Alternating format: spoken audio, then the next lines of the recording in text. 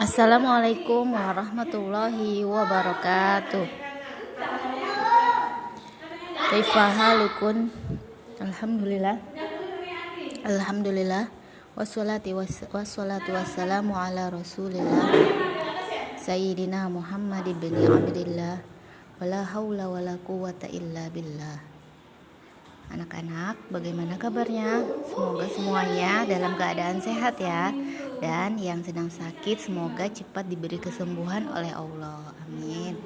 Sekarang kita akan melanjutkan pembelajaran kita.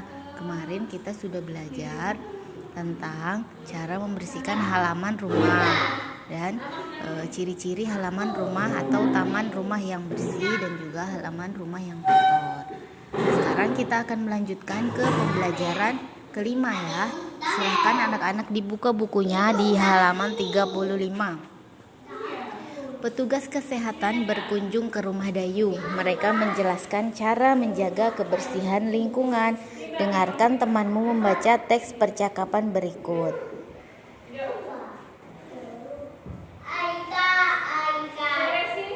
Kamu sudah tahu cara menjaga kebersihan rumah? Tanya petugas kebersihan. Belum kak, mohon penjelasannya kak. Kita harus membersihkan rumah setiap hari. Caranya dengan mengepel lantai, menguras bak mandi, menutup ember yang berisi air, dan membersihkan langit-langit rumah. Sebaiknya rumah juga harus dilengkapi dengan ventilasi. Ventilasi itu apa? Ventilasi adalah jendela atau tempat keluar masuknya udara atau tempat bertukarnya udara yang sudah kotor dengan udara yang masih bersih ya. Udara bersih masuk, kemudian udara yang sudah tercemar atau udara yang sudah kotor akan keluar melalui jendela atau ventilasi. Lubang-lubang yang ada di rumah di atas itu ya, itu namanya ventilasi. Ventilasi apa tadi? Tempat keluar masuknya udara. Agar udara bebas keluar masuk, rumah juga harus dilengkapi jendela agar sinar matahari masuk ke dalam rumah. Cahaya yang masuk baik untuk kesehatan, karena matahari sangat berguna untuk makhluk hidup. Jika tidak ada matahari, maka dunia ini akan menjadi gelap. Juga tanaman-tanaman tidak akan tumbuh dengan subur. Hewan-hewan atau binatang yang lain pun tidak akan hidup dengan sehat karena tidak ada matahari, tidak ada energi. Begitu juga manusia. Manusia jika tidak terkena matahari maka tidak akan sehat. Ya, tidak akan segar. Terima kasih Kak atas penjelasannya. Kita lanjut. Temukan kata-kata dalam tabel yang mempunyai makna sebagai berikut. Bagian bawah dari ruangan apa? Lantai ya. Tingkap tempat udara dapat keluar masuk. Jendela atau ventilasi ya. Ventilasi.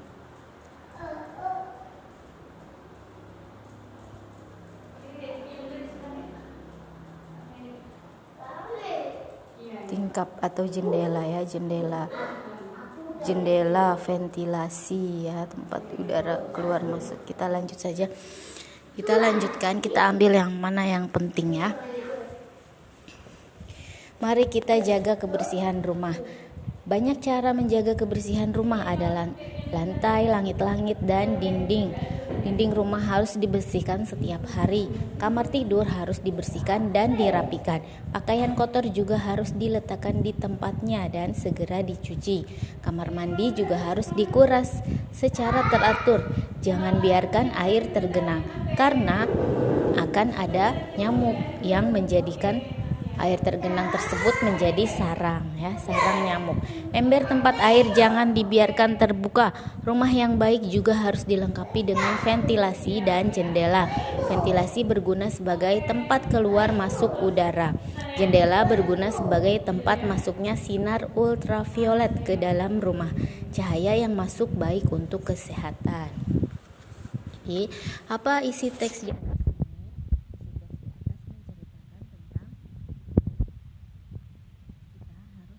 Kebersihan rumah kita banyak caranya, diantaranya dengan menyapu, mengepel, membersihkan langit-langit, lantai, dan juga dinding.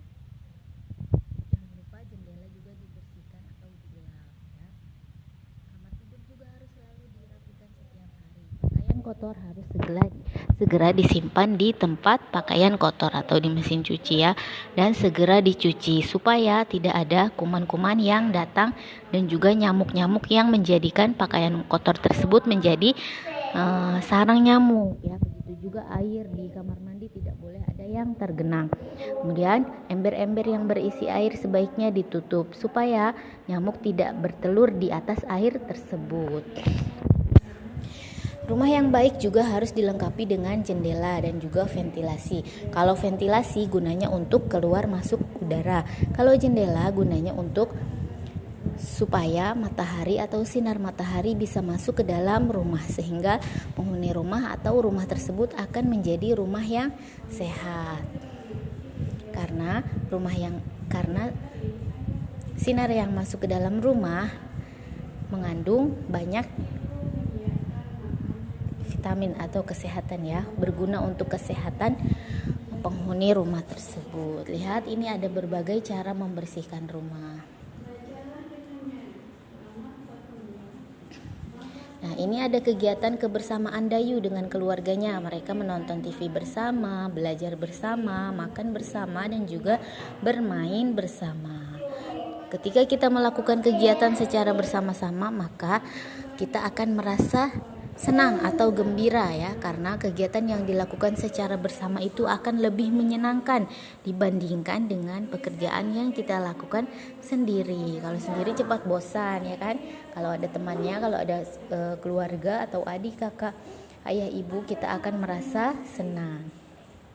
Kegiatan bersama apa saja yang pernah kamu lakukan dengan keluargamu di rumah? Banyak ya, sholat berjamaah misalnya, atau membaca Al-Quran bersama, atau pergi jalan-jalan bersama, atau sekedar berbincang-bincang atau mengobrol bersama ya, atau juga bermain bersama. Itu adalah contoh dari kebersamaan yang ada di keluarga. Kebersamaan itu sangat menyenangkan. Kita lanjut saja. Di sini ada PJOK, kegiatan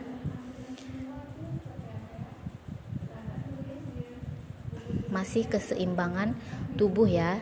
Sekali ini keseimbangan tubuhnya dalam posisi duduk. Ada duduk dengan memanjangkan kaki atau selonjoran kaki ya. Kemudian mengangkat kedua kaki sambil dipegang seperti duduk di kursi goyang ya. Kakinya diangkat-angkat ke atas. Kemudian yang ketiga adalah sikap lilin. Sikap lilin itu bagaimana?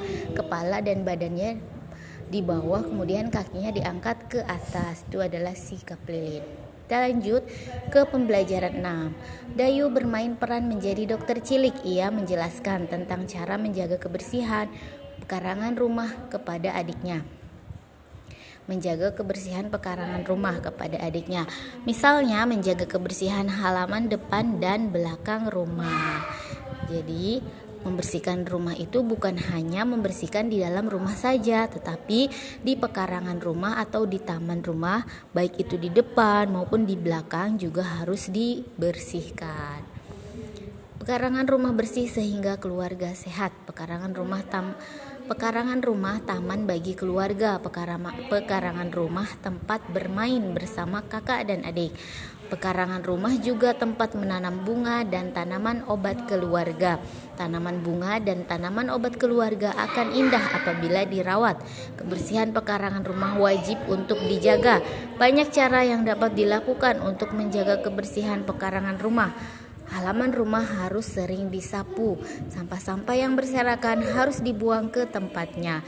Selokan harus dibersihkan agar air mengalir dengan lancar. Rumput yang mengganggu tanaman juga harus dibersihkan. Dengan demikian, pekarangan rumah akan bersih, asri, dan indah. Keluarga pun akan sehat.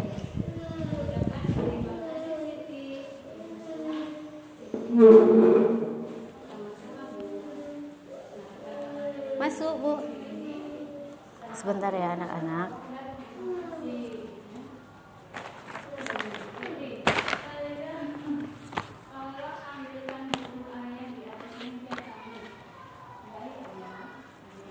Ambil buku ya? Enggak, Ustaz. Oh, jadi. Oh ya, nanti ya, duduk dulu ya. Karena buat video dulu. Amatilah gambar berikut dengan teliti. Lihat gambar yang pertama di sini. Siti sedang membantu Dayu ya. Dayu atau siapa di sini tadi? Lupa ya.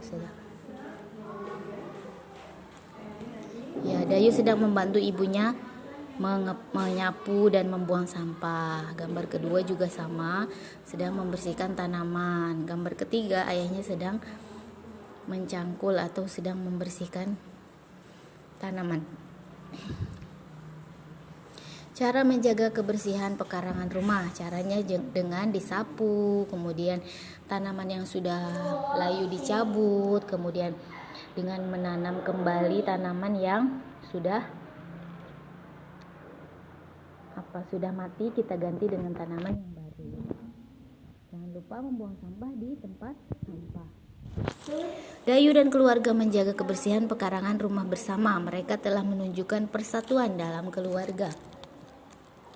Persatuan dalam keluarga banyak manfaatnya. Sebaliknya, hidup yang tidak bersatu ada akibatnya.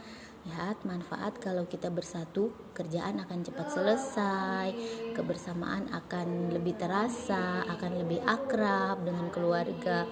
Kemudian juga pekerjaan menjadi lebih menyenangkan. Kalau dilakukan dengan cara sendiri, akibatnya pekerjaannya lama selesainya, kemudian juga cepat bosan, cepat capek, dan juga tidak akan selesai dengan cepat atau tertib ya, tidak rapi kalau sendiri. Amati apa yang kamu kemukakan terhadap isi gambar. Lihat di sini ada gambar konblok berbentuk segi 6. Lihat ya.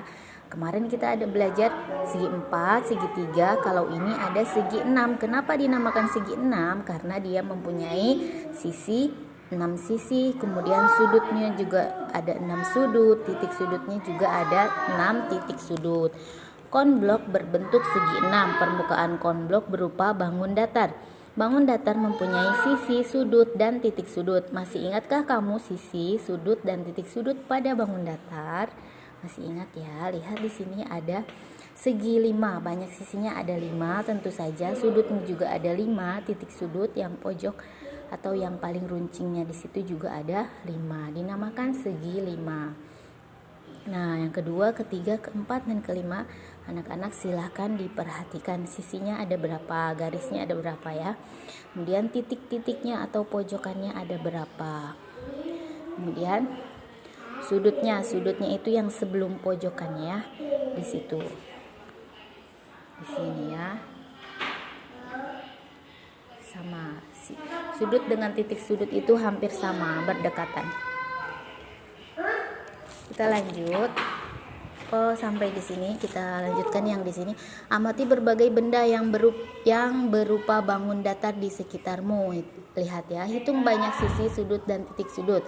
Di sini ada tugas, nama benda ubin atau lantai ya, lantai keramik. Di situ ada 4 sisi, sudutnya juga ada 4, titik sudutnya juga ada 4. Nama bentuknya atau bangun datarnya segi 4. Kemudian yang kedua, Ustazah kasih contoh layang-layang. Misalkan kita lagi bermain di luar, tiba-tiba melihat ada layang-layang. Nah, layang-layang itu bentuknya menyerupai bangun datar, yaitu layang-layang ya, mempunyai 4 sisi, 4 sudut, dan juga 4 titik sudut. Dan masih banyak lagi benda-benda yang membentuk seperti bangun datar ya. Sampai di sini dulu. Kalau ada yang belum paham, anak-anak silahkan bertanya. Mungkin untuk tugasnya ini ya, sudah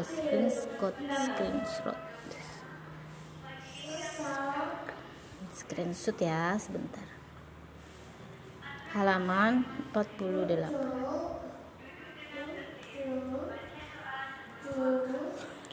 Screenshot. Oke. Kita akhiri dengan membaca alhamdulillah. Assalamualaikum warahmatullahi wabarakatuh.